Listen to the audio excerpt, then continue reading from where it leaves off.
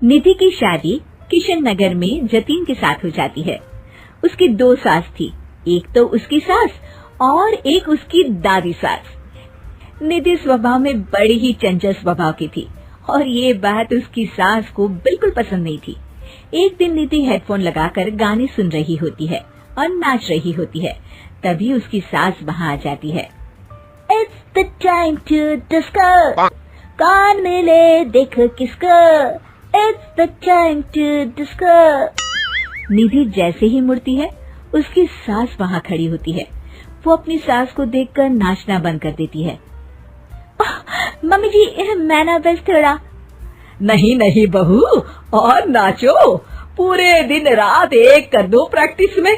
क्या है ना, तुम्हें तो डांस इंडिया डांस में जाना है ना। Dance India dance? नहीं मम्मी जी, वो तो मैं बस ऐसे ही। हाँ, पता है, तुम ऐसे ही ठुमके मार रही हो, नाश्ता तो बना नहीं है अब तक। ओह, बस मम्मी जी, मैं जा ही रही थी बनाने। तभी वहाँ निधि की दादी सास आ जाती है। अरे बहू, जरा मेरे कमरे में तो चल, तेरा चश्मा नहीं मिल रहा है। माँ जी, चश्मा मिलेगा भी कैसे, वो तो आपने अपने सर पर लगा रखा है। भूल गई थी मैं। सास वहाँ से चली जाती है और दादी सास निधि की तरफ देखकर मुस्कुराती है और आंख मारती है। अगले दिन निधि टीवी देख रही होती है। तभी वहाँ उसकी सास आती है और कहती है, बहू, ये क्या, दिन भर टीवी के सामने अपनी आंखें खराब करती रहती है तू। मम्मी जी, वो कोई काम नहीं था, तो मैंने सोचा कि टीवी ही देख लूं। अच्छा, काम नहीं था, कोई नहीं, रात में घर में कुछ रिश्तेदार आ रहे हैं, उनका खाना बनाना है। चलिए बहुरानी जी। हैं? कितने लोग आ रहे हैं मम्मी जी? यही कोई 10-12 लोग होंगे। अभी से ही लग जाओ काम पर, समझी? उनकी खातिरदारी में कोई कमी नहीं रहनी चाहिए। सास वहाँ से चली जाती है। बाप रे, 10-12 लोग, इतने लोगों का खाना, इतना खाना तो एक साथ मैंने कभी नहीं बनाया।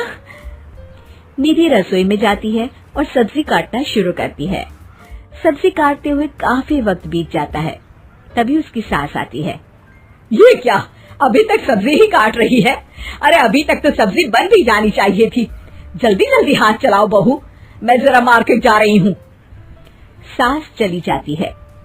इतना सारा काम है और खुद अकेले ही करना पड़ रहा है मुझे। निधि सब्जी काटने के बाद आटा गूंदना शुरू करती है तो देखती है कि आटा खत्म हो गया है। आटे के पैकेट ऊपर वाले स्लैब में रखे हैं। उफ़, एक काम और बढ़ गया। निधि आटा निकालने के लिए स्टूल पर चढ़ती है और पैकेट उतारने लगती है। तभी उसका बैलेंस बिगड़ता है और सारा आटा उसके ऊपर गिरता है। हे भगवान, मर गई रे, ये तो सारा आटा ही गिर गया। अब क्या करूं? आज तो सासू माँ से बहुत डांट पड़ेगी। तभी उसकी दादी सास को रोने की आवाज आती है और वो रसोई की तरफ आ जाती हैं। देखती है कि निधि आटे में लथपथ जमीन पर बैठी है और पूरा आटा रसोई में बिखरा हुआ है। अरे बहू, ये क्या हालत बना रखी है तूने अपनी? मेहमानों के आने का वक्त हो गया है और रसोई की ऐसी हालत है। दादी सासू माँ, आज तो मुझे मम्मी जी घर से ही निकाल देंगे।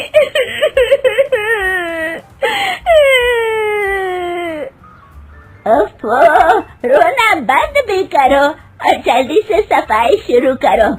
चलो, खाना मैं बना देती हूँ। निधि सफाई में लग जाती है और दादी सास झटपट सारा खाना बना देती है। रात में सारे मेहमान खाने पर बैठते हैं। लीजिए ना, आज तो सारा खाना हमारी बहू ने बनाया है। सब खाना शुरू करते हैं। कैसा लगा आप लोगों को बहू के हाथ का खाना? खाना तो बहुत ही अच्छा बना है। हाँ, और ये पालक पनीर तो बहुत ही अच्छा है। ये सुनकर निधि बहुत खुश हो जाती है और अपनी सास की तरफ देखती है तो देखती है कि उसकी सास तो कुछ भी खा ही नहीं रही होती। अरे मम्मी जी, आप लीजिए ना, मैं परोसती हूँ आपको। ये लीजिए पालक पनीर और ये लीजिए रोटी। सास जैसे ही खाने का निवाला खाती है तो अपनी बहू की तरफ देखती है कैसा बना है खाना मम्मी जी? सास दादी सास की तरफ देखती है। अब बहुत अच्छा खाना बना है। दादी सास समझ जाती है कि उसकी बहू को पता चल गया है कि खाना उन्होंने बनाया है, और निधि ये सोचकर घबरा रही होती है कि अब उसकी सास उसका क्या हाल करेगी। सारे मेहमान चले जाते हैं। बहू, तुम्हें शर्म नहीं आती? सारा खाना तुम्हें सासू माँ से बनवाया? नहीं मम्मी जी, वो दरअसल आटा। तभी दादी सास वहाँ आ जाती है और निधि की बात काटते हुए कहती है, अरे बहू, मेरी थोड़ी सी तबीयत ठीक नहीं लग रही, तू जरा डॉक्टर को तो बुला दे। अरे सासू माँ, क्या हो गया आपको? चलिए कमरे में आइए आप। सास निधि की दादी सास को अंदर लेकर जाती है और दादी सास एक बार फिर से निधि की तरफ देखकर मुस्कुराती है। दादी सास ने मुझे फिर से बचा लिया।